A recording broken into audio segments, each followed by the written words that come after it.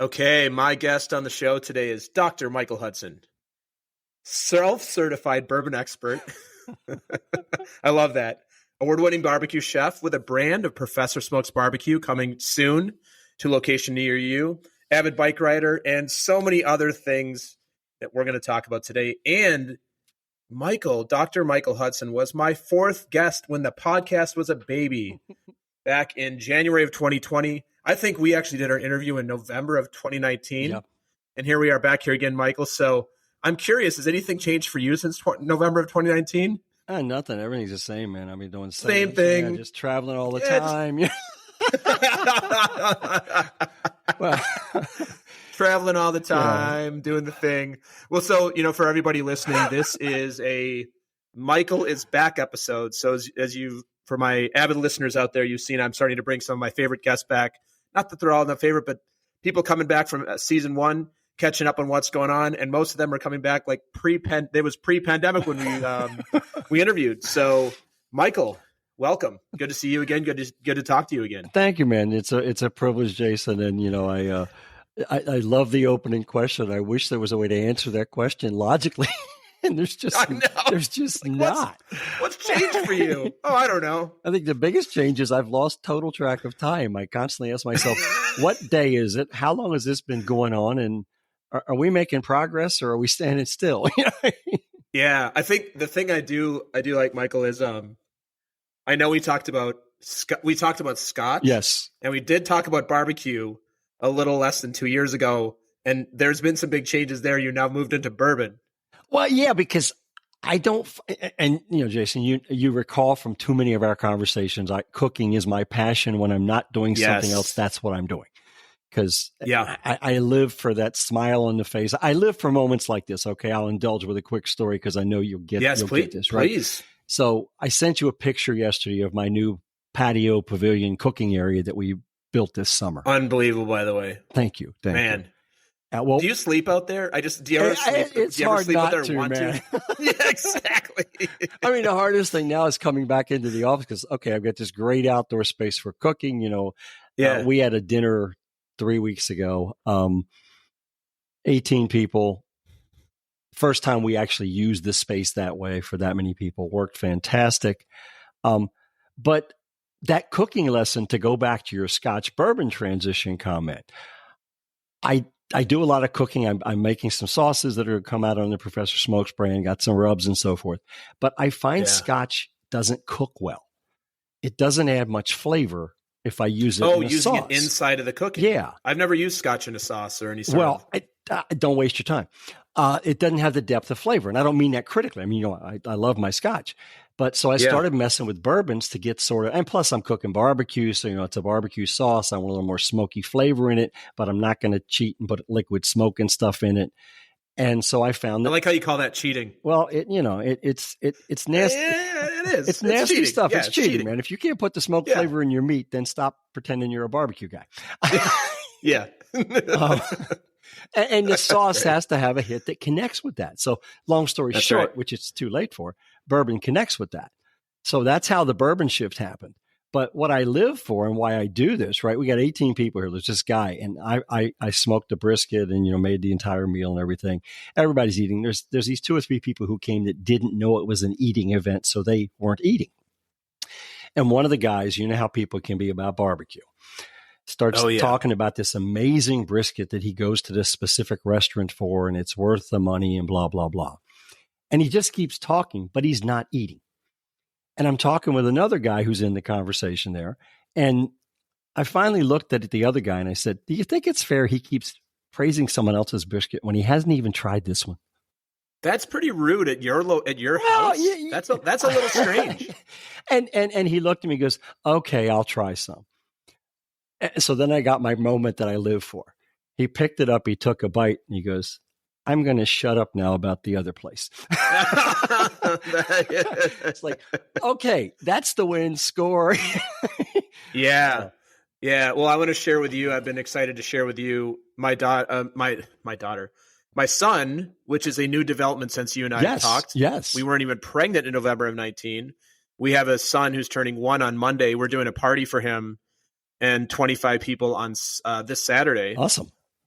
I am tonight I'm dry rubbing a 9-pound brisket, and tomorrow morning it's going on the egg. It's 7 a.m. We're going to do a 12-hour smoke, 9 pounds, and then that's going to be our main entree for Saturday. I did one a few weeks ago, and it was good, but I did it overnight, and it cooked a little too hot. Yeah. So it was a little dry. So I'm very excited to do this one during the day. Yeah. I'm going to put it on, go work during the day, and then come back, and should be pretty good. And my buddy, who's a good big smoker, he gave me the fork. He gave me the fork tip, and I'm sure you know this too. Is you put the fork in, and if it releases with no resistance, it's ready to go. And if it's resistant, then it needs more time. So that's and I know you're a much more experienced smoker and barbecuer than me, but to me, it's like everything else in life. It's learning each time, learning, and it's the little tweaks. It's still a delicious brisket, but you know what? I don't know how you feel about this, but I feel like, specifically cooking, but for me specifically, I like grilling and smoking. I feel like it's like playing golf. It's like the way I play golf is, and I played last Friday. It was a pretty much horrific round, but I had 3 shots where I'm like, oh, I can do this. And then I want to come back and do it again. Well, I think that's the thing, right? I mean, I know it appeals to me for that because I have a detail thing that I hate because it brings that perfectionist crap out that can kill us. Yeah. But, you can play with one thing. So brisket, for example. I've made a dozen brisket rubs. I got one that I really like. That's a coffee rub that's got some activated charcoal in it, gives you a nice good crust and so forth. But I also like the simplicity and just the simple salt and pepper Texas style. But I have found a little tweak. And so this is to your point, right? One little thing, right? One little thing. A little tweak. I recently added sumac to my salt and pepper rub on brisket. And I don't know if you're familiar with the sumac spice. It has a little bit of a lemony flavor. It kind of brightens things up, right? So it's interesting how that kind of brightens up the rub and almost gives you a little bit of a cut through that really deep, fatty, good taste that you get out of brisket. And it's become my go-to thing. But, it's one of those things discovered in an afternoon. I had heard somebody mention they use sumac on their steak rub. And I'm like, I should try that on brisket and see what happens. It was a big win. So I'm going to this competition in 2 weeks, so this can't come out before then. And promise that's my little secret for why mine's going to taste better than all the other guys. I can't wait to release this after you win that competition, and we'll put a header at the beginning of the episode. By the way, the thing that we talk about in minute number 8 of the episode, he won, or maybe we'll do it at the end. Well, the pressure's on though, Jason, right? Because the pressure is on now. I went to this one 2 years ago, the first time I'd actually done it, right? And I got into it because my daughter and her friends run this thing to raise money that they use to help people in the local area that need help. So it's a private competition, judge, not like KC barbecue certified or anything. And I went I'll get in. And the guy did that because my son-in-law kept telling them, if he ever gets in, you guys are done. It's like, okay, if he's going to endorse me, I got to go do this and see how it turns out. Yeah. And it was a hilarious story. I had an extra injector because I had bought a new injector and I wanted to get rid of it. So I went to the guy running the competition. I gave it to him. I said, hey, give this to the winner because I don't need 2 injectors. Well, they started announcing the results, Jason, and I finished second in the first category, first product. I finished third in the next product.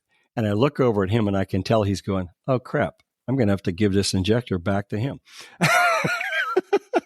And then I finished third in the overall competition. It's like, okay, so now I got it. And, COVID canceled it last year. So now I go back and defend my title. So the pressure's on. Pressure is on. All right. So, Michael, when we had you on in almost a couple years ago now, you were public speaking, you were running a coaching and consulting business, working with leaders on all sorts of things. So what's changed for you, if anything, other than you said you've been at home and staring at the wall, and you probably have a couple shots in your arm, or at least one shot in your arm is my guess, most likely. You've been doing some things. Yeah, like what's new with you? Like what do you want to share with us? This is where, Jason, I wish I had a button that I could make an explosion happen that you could hear, because I would say that's the essence of what's new. Like many people in this space, most of my revenue came from stuff that involved travel. And, my go-to work was often strategic planning, facilitation of face-to-face and, in-person retreats. I had my coaching stuff and so forth, and, and speaking at events.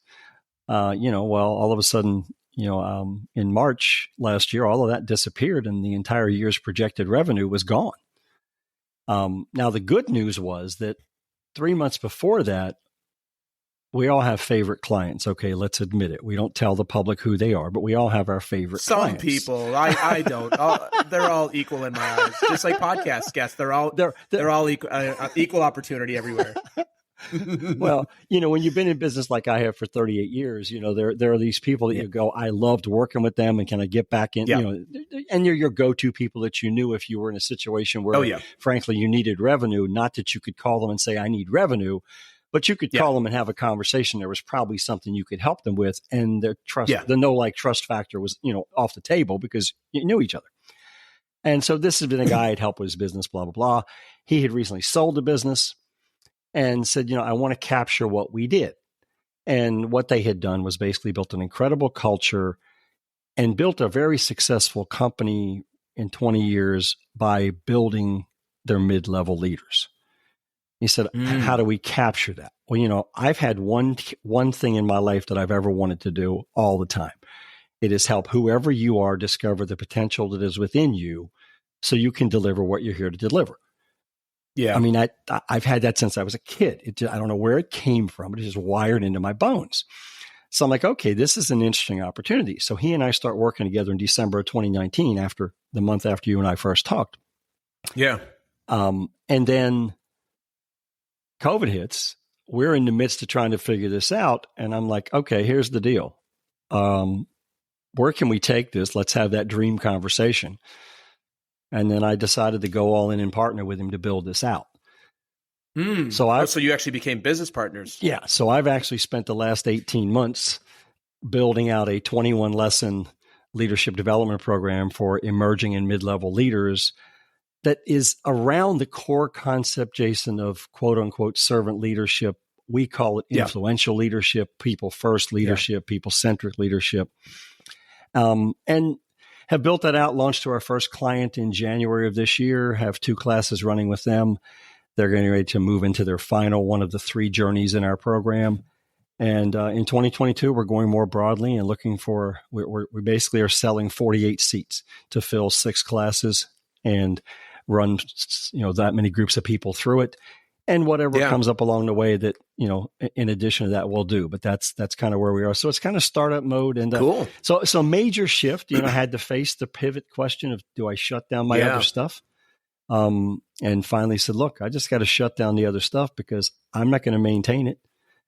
And if you call me right now, I can't say yes to anything because I'm in startup mode. And you know what that means. Yeah. I find I want to dig in more on the program that you're coming out with, or that's like you said, in startup mode. The thing that I find interesting about specifically the public speaking realm, I'm not I speak in public, but I'm not a paid public speaker at this point. Right.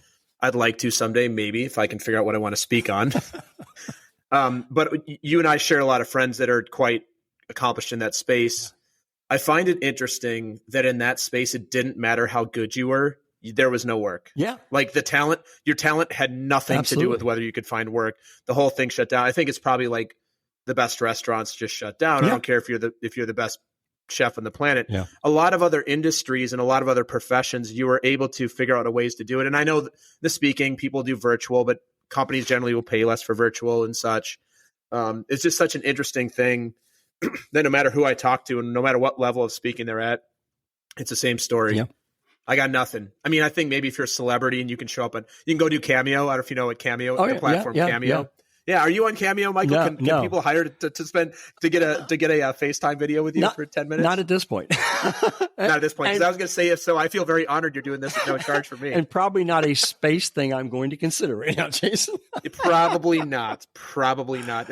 Maybe I'll I'm thinking about maybe I'll pay to get Mike Tyson on my podcast or something and say like, hey, what's up, Mike? Because you can for like a few $100s, you can talk to these people now. Yeah. Not only have them send you a video, they have a new product that I forget what it's called.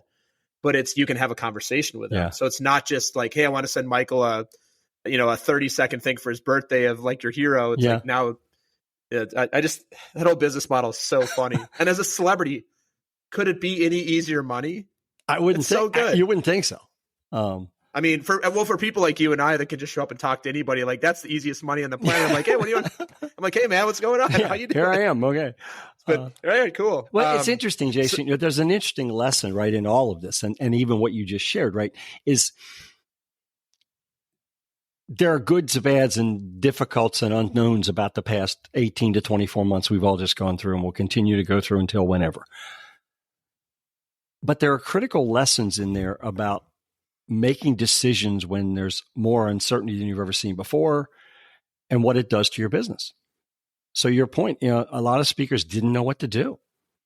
Yeah. And I understand that and I respect that. And I feel their pain. I was blessed. I mean, a door opened for me to sort of do some culmination work and also do it with one of my favorite top 2 clients of all time.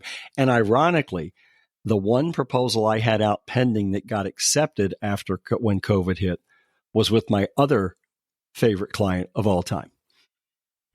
That was all work I could do here and not have to travel. I mean, it was originally planned for me to be traveling to them. But, so I think it taught me a lesson that might serve some of your listeners to think about, which is how do you make the transition from being a consultant coach to being a collaborator? Yeah. Not a distinction I would have called out 18 months ago. Yeah. But the world has changed and it makes us all have to build that skill. Does that make sense to anybody besides me? No, it does. And this, it's interesting you say this because my ideal client is people who work in I have 2 ideal clients, and I know that's like bad marketing. You should have one ideal client, but who cares? I'm not a big fan of the rules. So my ideal clients are people that work in tech, big tech usually, big tech, medium tech, Google, Facebook, Coinbase, places where it's a very intense environment. Yeah. The other side of my ideal client is co-founders of small startups. I really, really, really love working with them because they have a lot of challenges that are really fun to help solve. And I think this is part of, and I like that in the tech space. I know that in the past you've done a lot of work with like community financing organizations and things like, we all kind of find like our people. Yeah. I say all this because I'm finding that what happens through that work is hey, would you be interested in joining our board? Would you be interested in becoming an advisor? Those things, and being open to that conversation versus like, no, this is my business model. Yeah. I've actually had the same experience, and it's been quite interesting because it wasn't something that I really thought about. Yeah. Well, because you become a trusted person in their life. Yeah. And I think building that trust now more than ever before has become much more about how effective you can be in collaborating and engaging with them in a different way. That's right. The show up and throw up model is gone. And I would argue is gone forever. And that's a good thing because, the learners have changed. I mean, this whole thing has changed everybody in the way they even see how they engage, and everybody gets Zoom fatigue and tired of this, and this and that and so forth. Everything has to shorten, everything has to tighten. We've got the whole impact of TED on the world where you can say a whole lot in 10 minutes. That's more powerful than me listening to you for an hour and a half. So the whole model changes. But it opens this interesting door that is the door to collaboration with the meeting planners in a way that's different. And frankly, is something I had been doing all along just by happenstance. It was just who I am because customizing and so forth. But, I was the guy who used to say, well, why are we going to do this for 90 minutes? This is a 20-minute program. Let me do 20 minutes and then let them do some work. Because they're not going to learn squat by just listening for 20 minutes. There needs to be engagement. Well, that's part of the collaboration stuff that's now popping in that becomes a critical part of how we do everything. So, yeah, that's cool.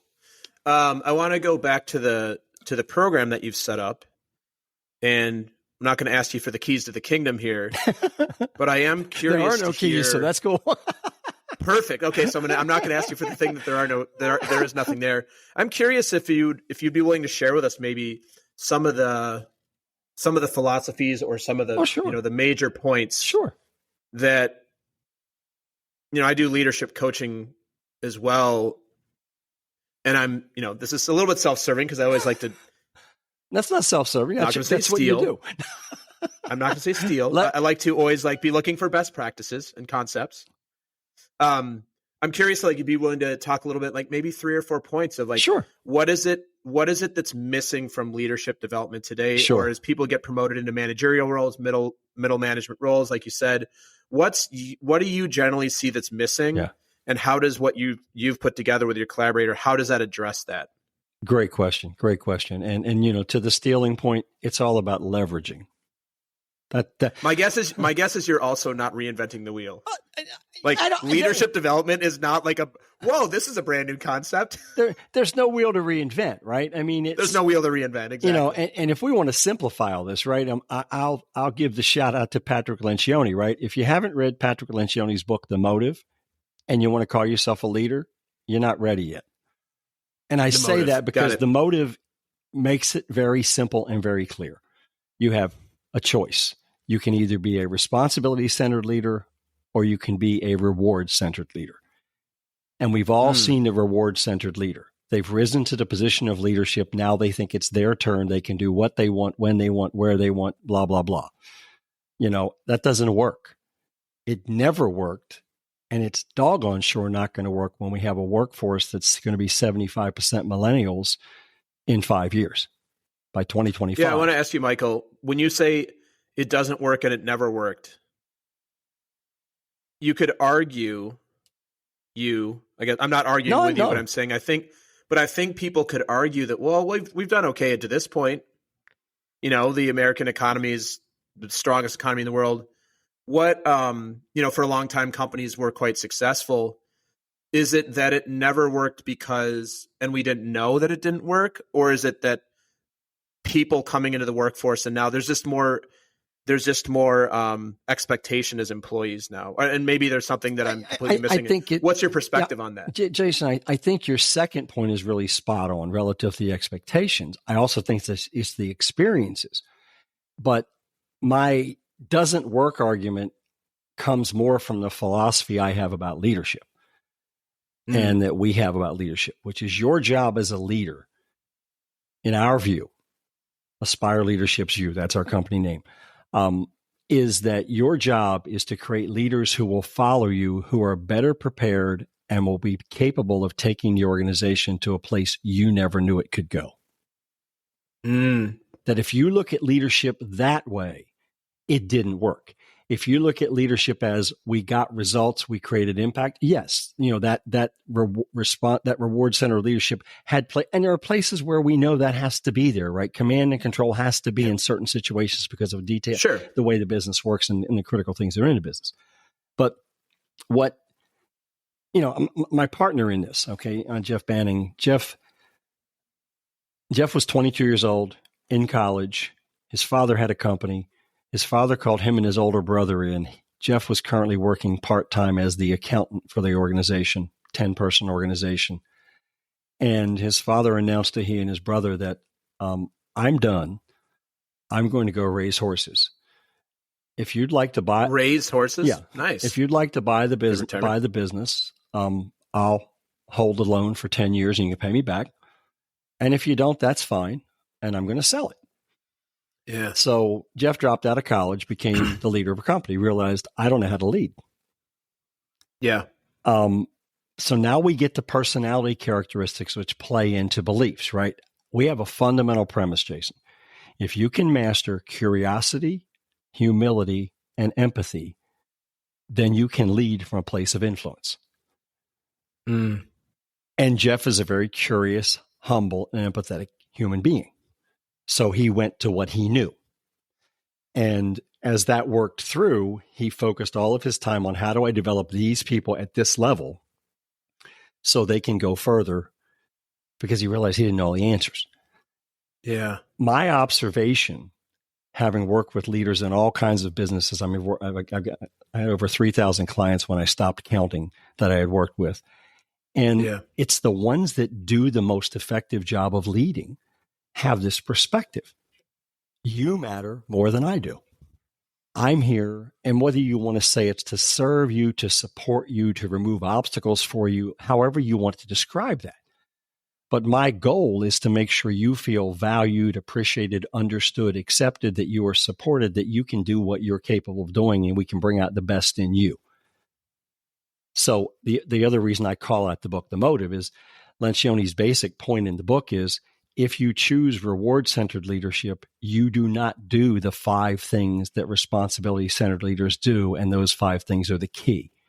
And one of those is developing the people you lead. Mm-hmm. So that's one of our big underlying premises. See and our argument, Jason, is that curiosity drives growth. Because if you think about the companies, the businesses, the individuals you see who get stuck, what's the usual problem? They've missed something that's changed in the world. They're not asking questions enough to understand how their business needs to evolve to deal with that new world. And so growth stagnates. Humility builds trust. Because if you know I'm going to give you the credit, I'm regularly affirming you and calling you out and celebrating your successes, we have a different level of trust and you're going to engage differently. Empathy creates connection. Because when we have a deeper connection at a personal level, we do different things, right? Yeah, absolutely. We go deeper into the way we commit to things and so forth. And when I first met Jeff, I spoke at an a SHRM event, Society for Human Resource Management, and his HR director was there. She called me and said, I really like what you talked about the other night. Can you come to a leadership program for us? So I did. I had a great time. She introduced me to him in a casual way, Jason. I had no idea he was the president, CEO of the company. It was like this. That's probably good. You're like no performance anxiety. You're just like, this is a guy. When he wasn't even in the room, right? He just walked in during a break. She introduced him. She said, "This is my boss." I'm like, "Oh, okay. So he must be the head of HR." And I know nothing at this point. Long story short, a week later, I get a phone call. The CEO would like to meet with you, and I didn't realize it was the guy I'd met. So imagine yourself getting that call, Jason. You've been hired to coach someone. You've coached them. You've had a great session. They've agreed to do something. They've gotten results. And now you get this call saying, the CEO wants to talk to you. You go, uh-oh. I don't know. It's interesting you say that, because if I heard that, I don't think it's interesting. I would be more, I would be like, I'm doing something right. I would I think my ego would be very excited. Yeah. And I had that element, but I also had that. Did I do something wrong? Did I say the wrong thing? You go to the principal's office. Yeah. And who is this guy? And part of it, everything's contextualized to the moment, right? Her tone. Oh, absolutely. Her tone when she says it, she didn't say why. It's just like, he'd like to meet with you. Can you come over next Tuesday afternoon? So I went over for a half-hour scheduled meeting. It's a driving distance client, which is also probably one of the reasons of favorite client over time. I walked in his office for a 30-minute appointment. I left 4.5 hours later because we got into this deep conversation, and basically I kept asking questions, and he kept telling me what was wrong. And finally, at one point, he looked at me. He goes, "Can you help me fix this?" Which then you're going, yes, this was a good reason to come. Yeah, exactly. And I said, yeah, and here's how we get started. Fine. When can we start? And that's how our relationship began. But it's interesting that it began around this notion of questions. And then we started looking at what worked, and so that's really, we're trying to simplify, right? If you can be curious, let's face it, we're not alone.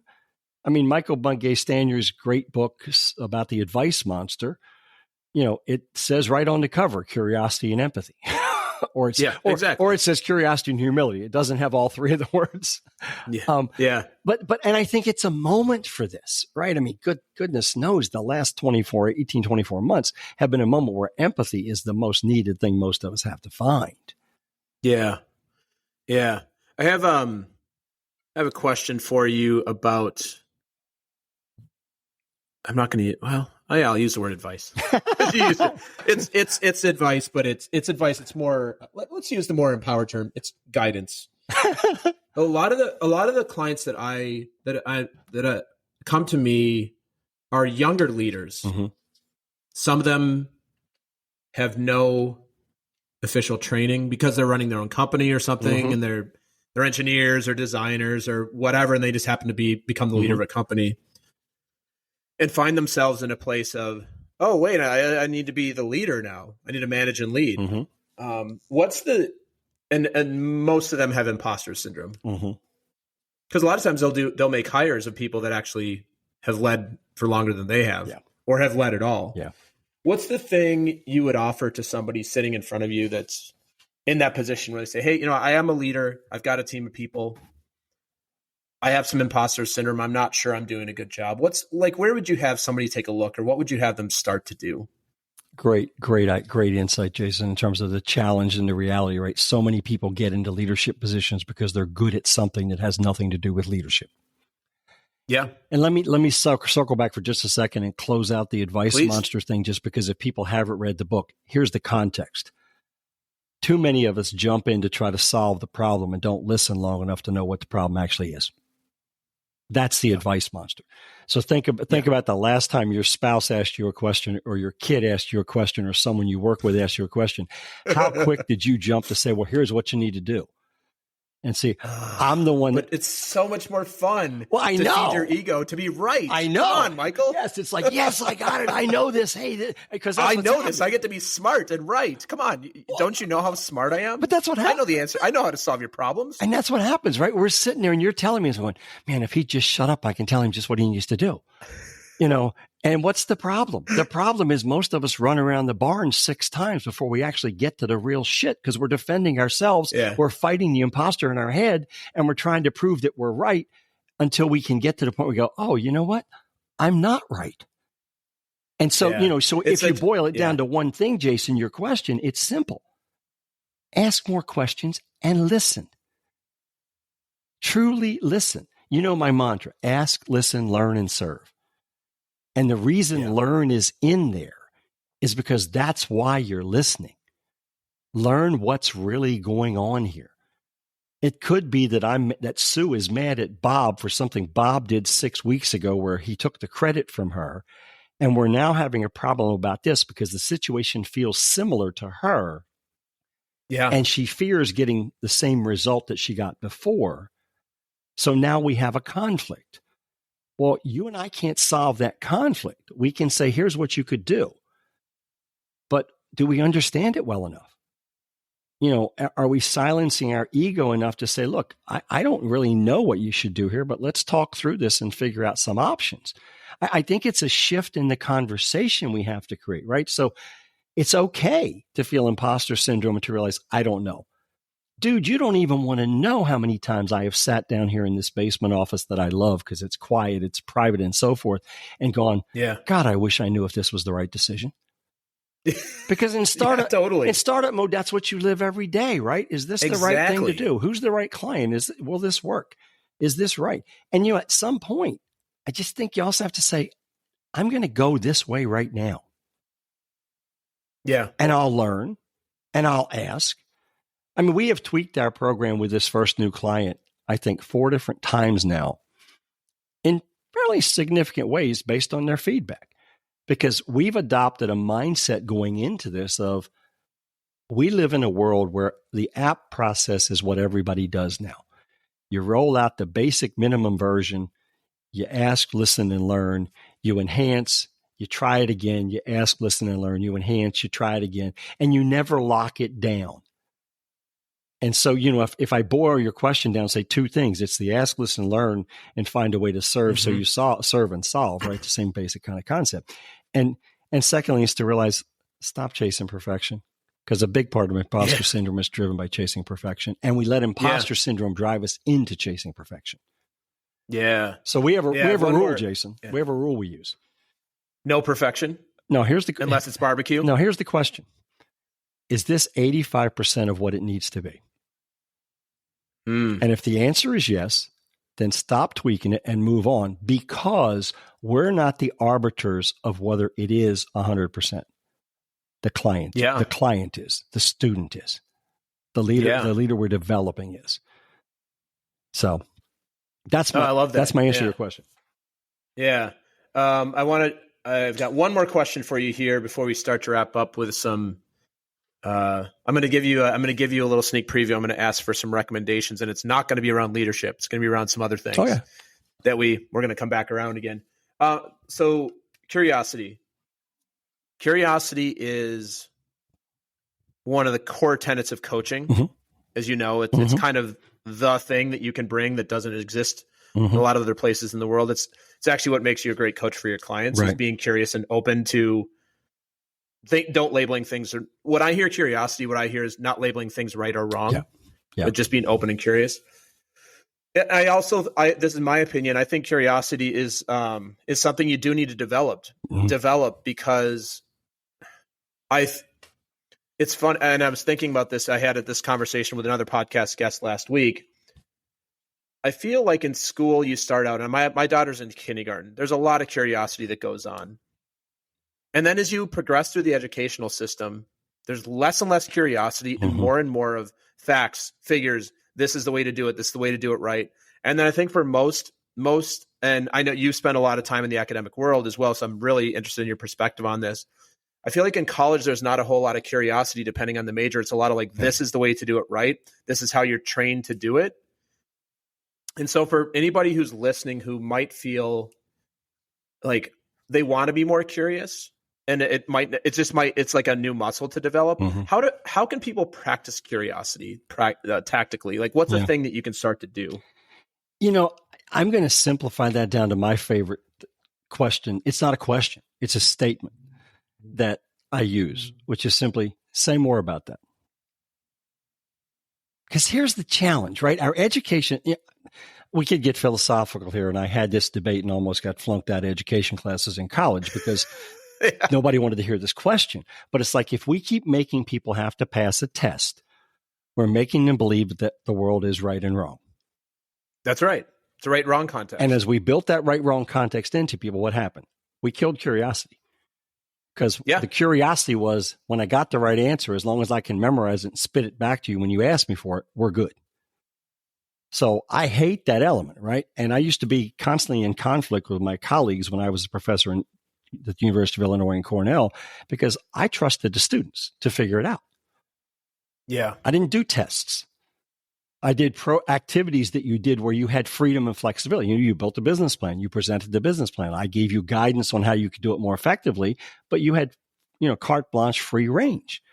And I know there's times you can't do that in business, but if we don't make some times in business where we can let people do that, that's why there's so many creativity workshops.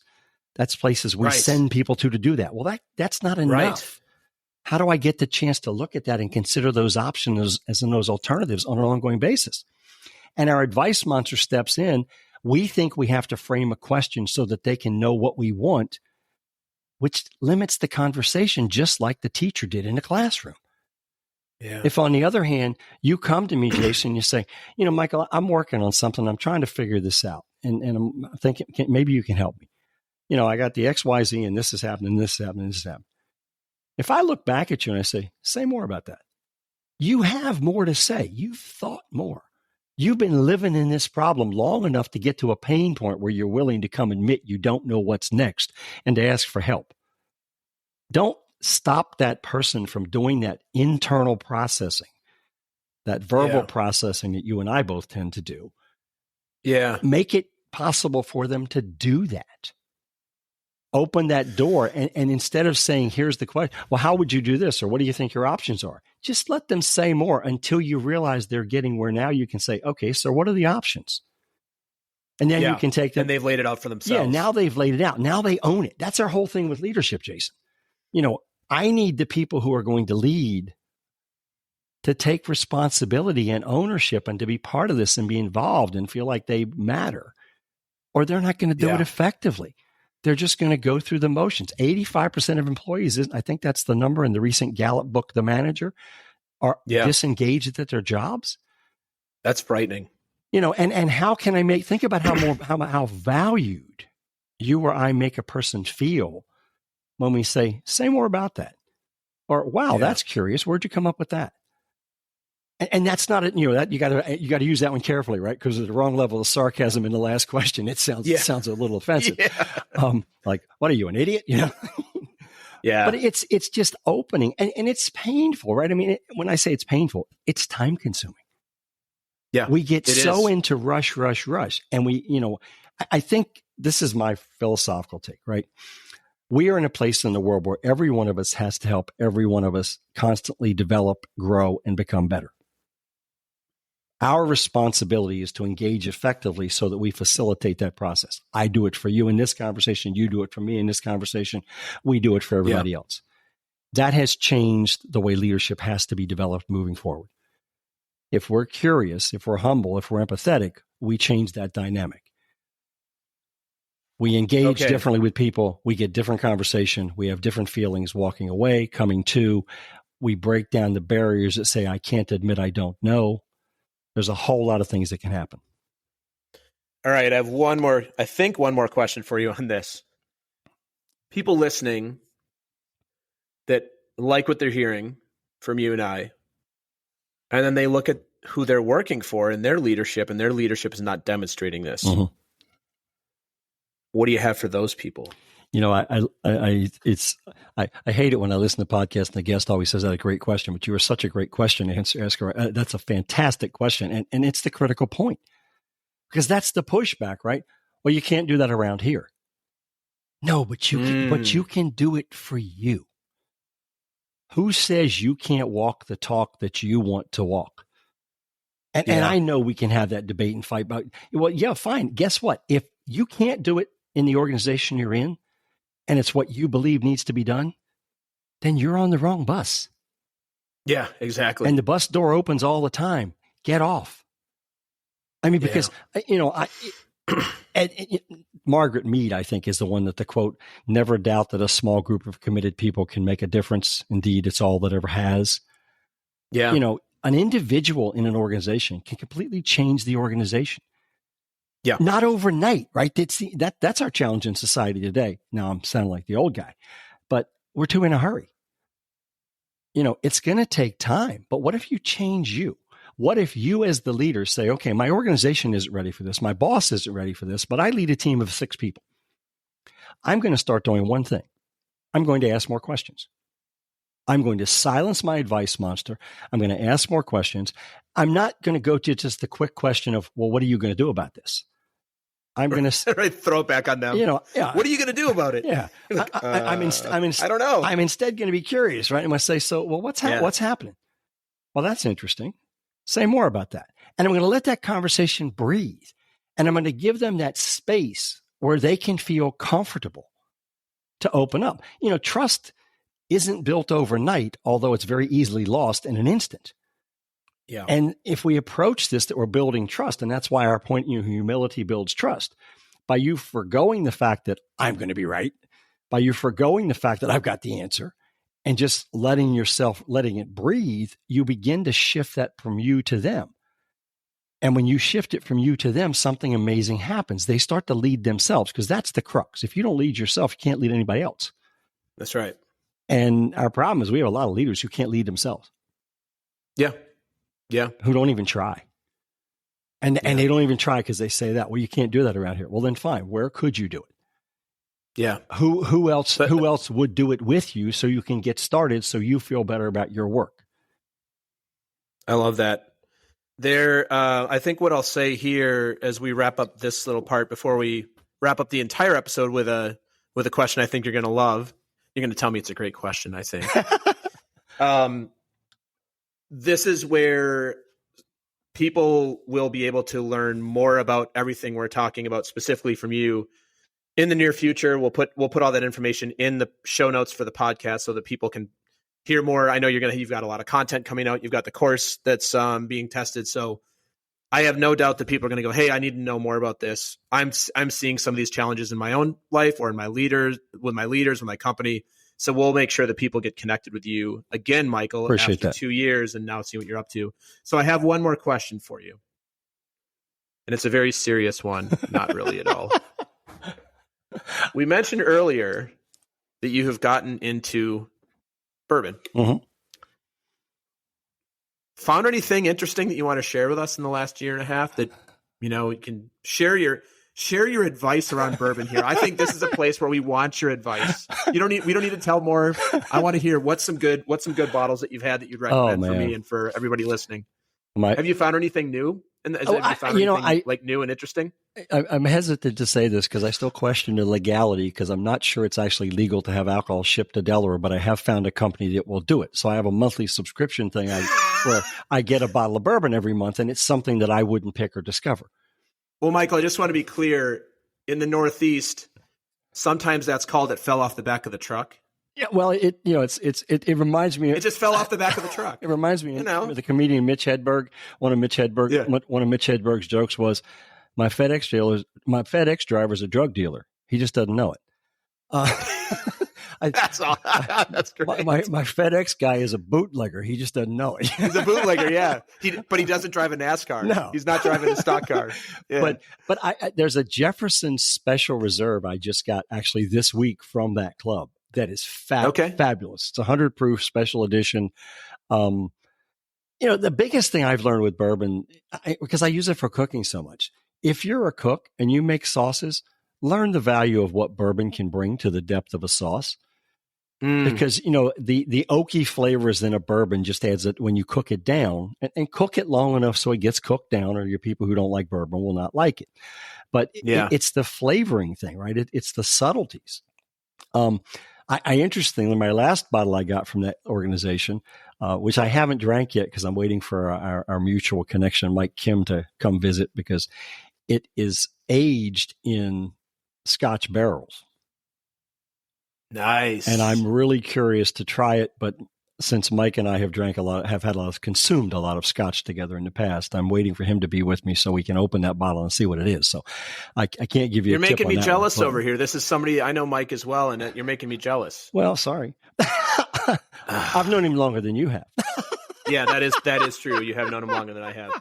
But that's awesome. I think the thing is, you got to look for what's right for you. I feel like in all these things, it's not unlike leadership, right? What fits for you? What fits for me for bourbons is I want a smoky flavor.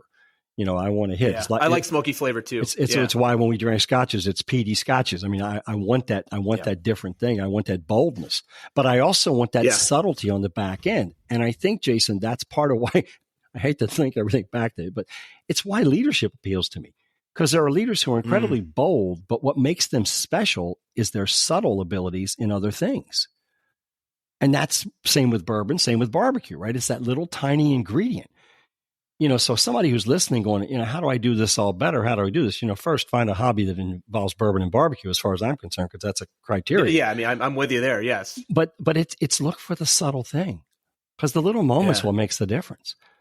It's not about you don't have to make magic explosions. It's just subtle little things. It's like me realizing that your kid just started kindergarten and saying, "So Jason, how's your son doing in kindergarten?" Yeah. I mean, what do most people want on the planet? How many surveys have I seen in 40 years of doing this kind of work that say freedom and joy?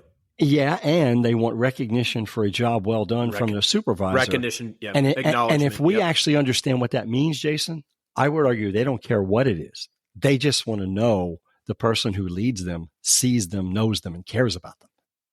Yeah. Michael, I just had a my marketing brain just went off for a minute. This just hit me intuitively. I have a podcast title for you. Yeah, go. 100 Proof Leadership. I like that. That's your new show that you get to combine all the things we're talking about with your expertise around the brown stuff. And I think for you, we need to probably combine some sort of barbecue in there as well. I'm not sure what that is, but I heard that I'm like 100 Proof Leadership. That is the title of one of your brands. I may make that one of my little teaser for the thing you and I talked about before we kicked this off today. Yeah, I'm awesome. Well, Michael, I want to tell you how good it is to reconnect here on the podcast. I mean, we've connected outside the podcast, but have a conversation again. Man, so much has changed. It's good to see you. I'm going to encourage everybody to follow Michael. We'll put that in the show notes where to find him. And last thing for us, Michael, do you have any final words of wisdom? And you know what? I'm going to say advice can be okay. Not advice can be okay. Jason, I have a great new tagline that I couldn't find this morning that we just wrote last week that it must be so great that you can't even remember it. That I'm supposed to use in situations like this. It's great. But you know how life can be, and one forgets. It got 85% of the way there. Yeah, one forgets the great things. It does exist, and he says as he madly looks for the image that he took of it on the screen.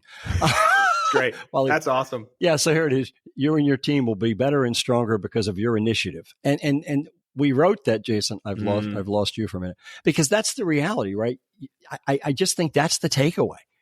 You and your team, whether it's your family, whether it's the people you lead, whether it's the people you play ball with, whether it's the people you cycle with, you and your team will be better because of what you do and because of the degree to which you engage, and your initiative in saying, I'm going to get better.